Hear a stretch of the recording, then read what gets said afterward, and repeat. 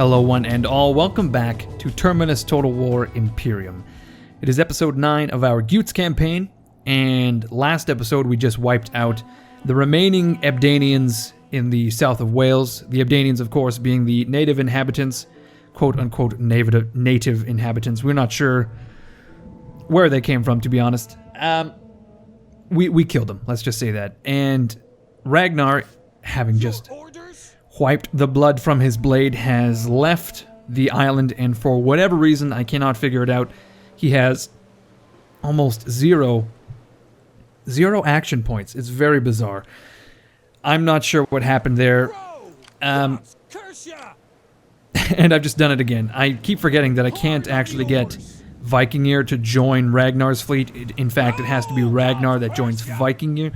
It fucks me up. But anyway, Vikingr is just going to say, "See you later, Dad." He's going to leave him. He's going to say, "Eat my dust, asshole." And he's going to sail away. Ragnarr is a turn or two away from arriving home, it seems.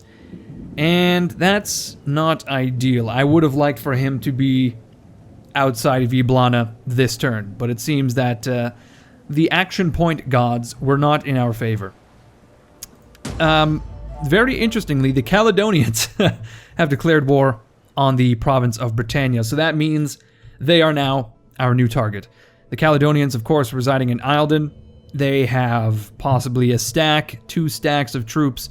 I'm hoping they're going to send them south towards Aboricum, and then we will be able to swoop in with Ragnarr and Wulfgar, son of bastards.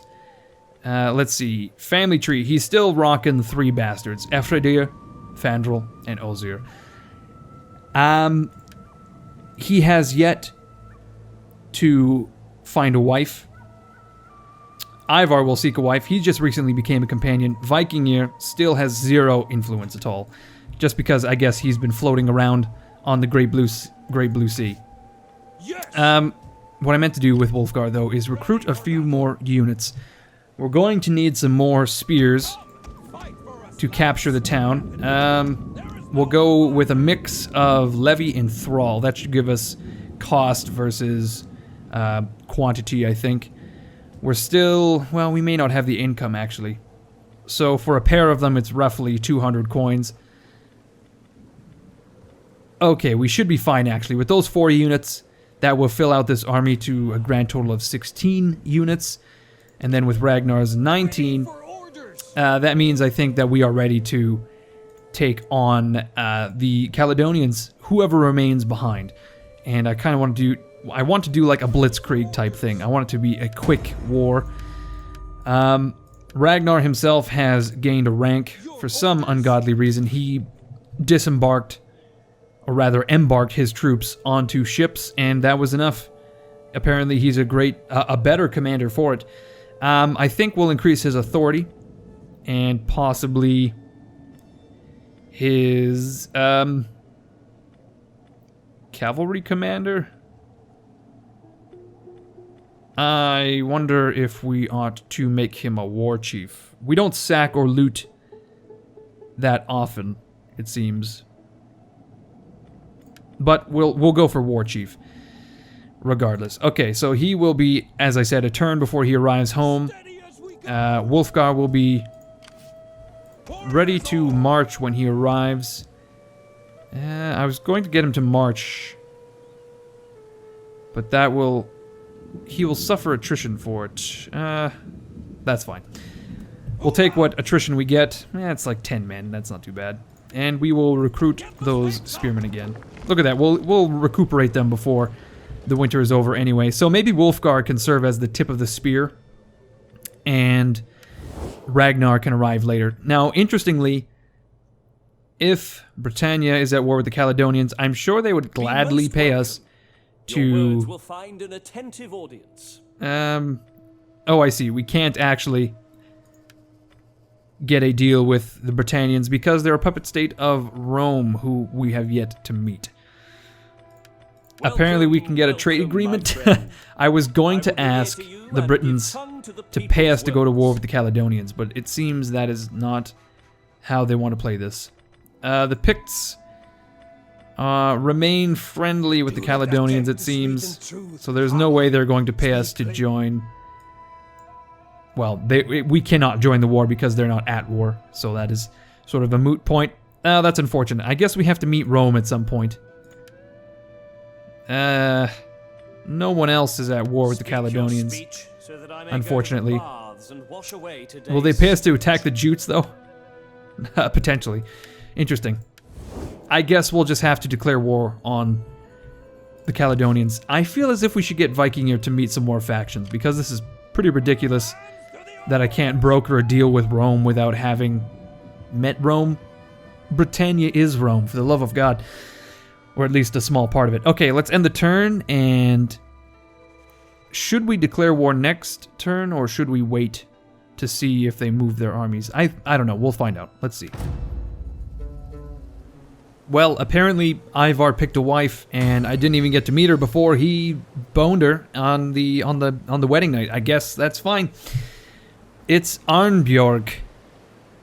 Arnbjorg. She is religious, which is actually incredibly helpful. Personal influence 2 per turn. Religious influence +5 state religion, whilst husband is governing. For the love of God, that is actually incredibly good. Germanic paganism through the roof now. Well, it ought to be once that character's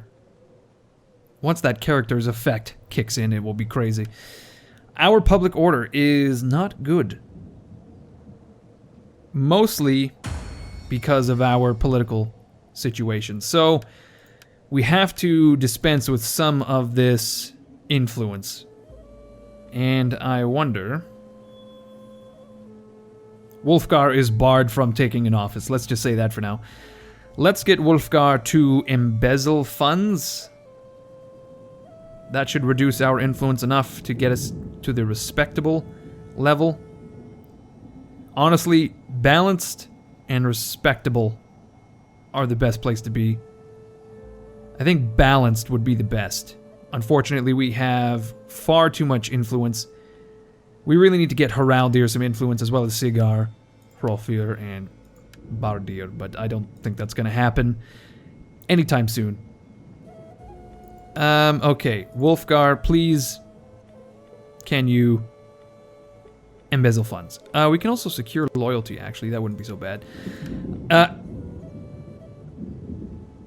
It's fitting that Wulfgar has low loyalty. Let's use his influence to secure the loyalty of... let's go Ivar, I suppose? Hopefully that will help. Also, we have issues with religion, I guess. I suppose we really do, in fact, need a bit of a military presence in Iblana itself. Unfortunately. Let's see. I initially had some pikes in there, but I think we'll just go for 2 units of Thrall Spears. We can absorb the cost for now, most definitely. Okay, finally, Ragnarr has his movement points back. And he's going to join his son, his disgusting, devil-born son. No son of mine would fuck my wife. Never before was such a weird sentence uttered. Oh, we've encountered the Swabians. How in the fuck have we managed this? Oh, because they own... Oh my god, how big are they? They've got 4 regions.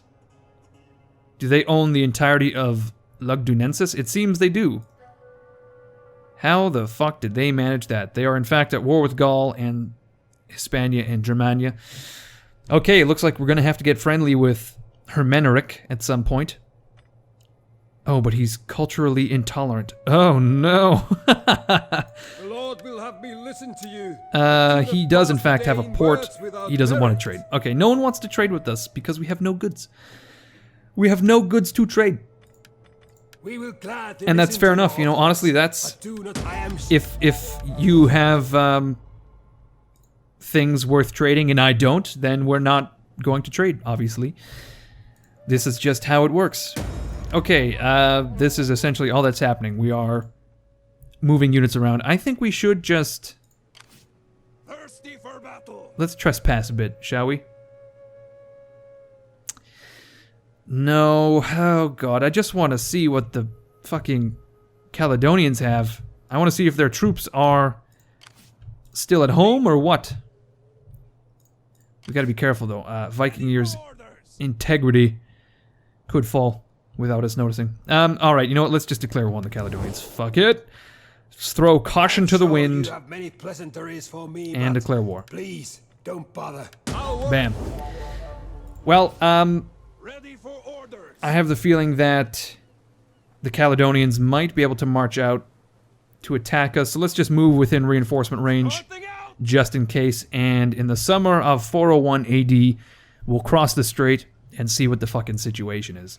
I may even, since we're here, get a few more units for Wulfgar, just because we can absorb it. We saved up 20,000 gold coins. We didn't just save it up to look at it, you know? We didn't just save it up to rub coins on our nipples, like gold coins, one for each nipple, just like, I'm sorry, I was just envisioning Scrooge McDuck diving in the pile of coins and then emerging from the coins, like with a gold bikini, like the Leia gold bikini, just crafted. It looks like scale mail. It's just gold coins. Jesus, what an image. Okay, we'll get one more skirmisher for Ragnarr as well, 2 for Wulfgar, and I think that's more than enough troops to capture Eildon. Oh, I see. We've encamped, so that's why our income has reached a neutral level. Anyway, let's end the turn yet again and see what Caledonia has to offer. I tell you what, the Province of Britannia has possibly the biggest balls I've ever seen. Not because they're brave, but just because I don't know. It's just like, this is so ballsy to ask me to pay 2,000 gold in order to trade with them. Like, I'm on your doorstep, motherfucker. I just declared war on the Caledonians, sort of as like a punitive action against them for declaring war on you. I'm going to take care of your enemies. I'm going to then destroy the Picts, and then I'm going to control Caledonia at Hibernia. And once I've done that, what the fuck do you think is next? Do you think I'm just going to sail down to Spain? No! Motherfucker, I'm going to attack Britannia Inferior. You're not going to ask me for any gold once I'm on your fucking doorstep. Let's just say that. And I just feel like they've got the balls to ask this, but they don't have the dick to reinforce it, you know, to enforce it. It's just like such an empty thing to say. I don't know how to express this properly. I hope you get my meaning here. Anyway, we're obviously going to decline this. Very well. The empty cup is The empty cup is a sad cup. My God. Your head must be sad for its lack of brain. God. Alright, we have a bit of a conundrum here. Greasing the wheels. Okay, we'll give Ivar a small bribe, I suppose, with a further influence cost for Wulfgar. That's perfect. That's exactly what we wanted to do. However, our dominion remains pretty high. Because Ragnarr himself has a huge amount of influence. He has half of all influence. I don't quite understand that. Oh, it's because my wife has 50 influence as well. Good lord. Okay, well, she is going to secure the loyalty of Wulfgar. I was going to say 180 influence. Where's that coming from?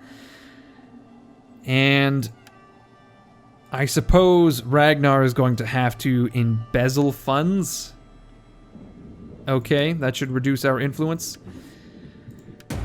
We have researched manorial lands, and I think we ought to go for probably the Roman logistics system next. And then we'll move up to military maneuvers. Here's the thing, though. That already unlocks a new horseman unit. A new cavalry unit, rather. And it will replace one of our naval units. Well, whatever. What the fuck. I really dislike the unit upgrade system in Attila, but I've said that before. Let's march into Caledonia. This has worked out actually pretty well. The summer of 401 AD seems to be the holy mother of God. Look at this. Okay, they do in fact have a shit ton of units, as I predicted. How it is they're sustaining them, this is a mystery to me. Although, to be fair, I too have like 40 units. So it's not exactly a mystery. Okay, let us... how can we bait them out here? We can't. We can't put ourselves into a stance of any kind. Iblana, unfortunately, still suffering from public order issues. I can, however, upgrade, rather, our farm. That will give us additional food. That will allow us to recruit lancers and raiders. And it will give us a bit of wealth. And it also will allow us to build a grove, which I think is what we wanted to do beforehand. I'm still unsure whether which is better.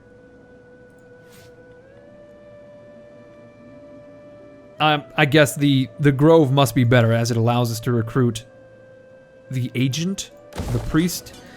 So we'll drop 4,400 gold on both of those.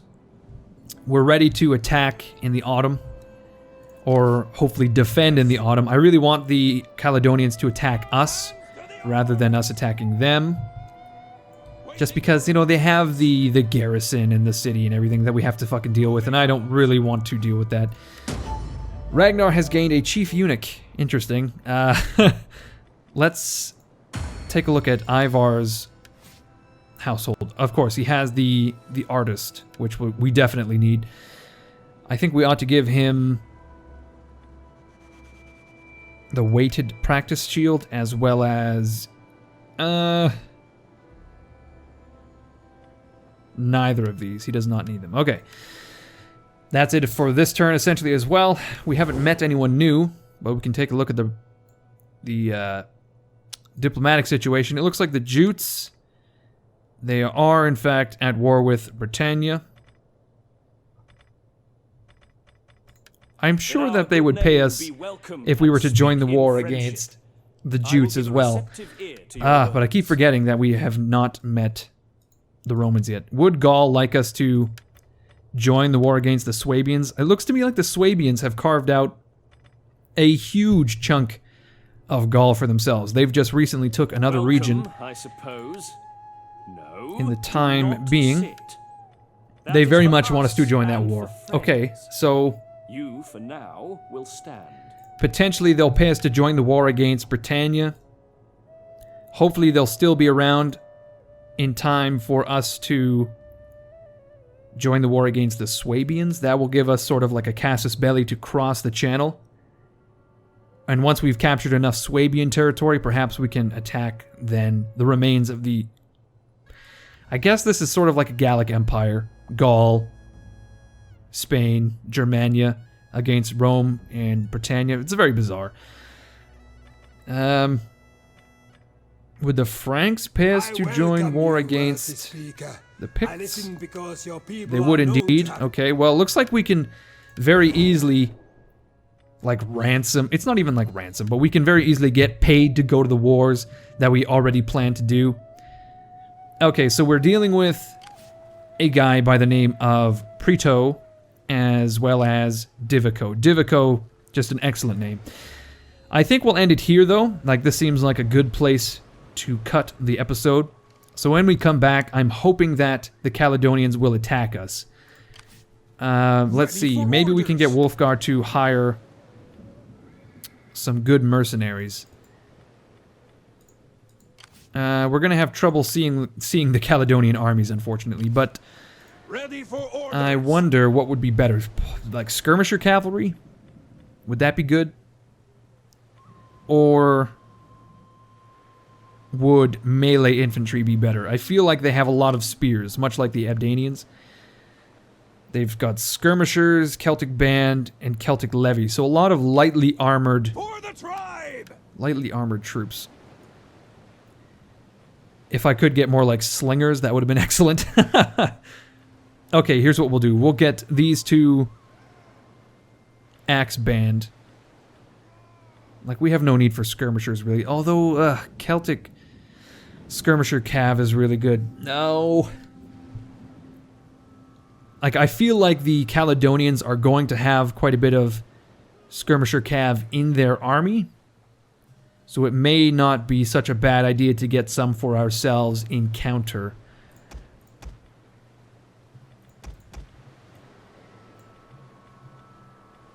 They're so small though, 40 men, why is that? Have I have I messed with my unit settings? I don't know. Okay, we'll hire these two. Okay, they are in fact 80 men, great. Yeah, when we get back, I'm hoping the Caledonians will attack us, and if not, we'll have to raid, I guess, and try to draw them out. The garrison of Eildon isn't actually that large itself, but it's enough to sort of tip the scales. They've got some horse breeding of some kind going on there. Interesting. Okay, you guys, I'm going to end it here. Thank you for watching. I hope you enjoyed episode 9 of the Gutes campaign. If you did, leave a like, leave a comment, and I will see you guys with episode 10 on Friday.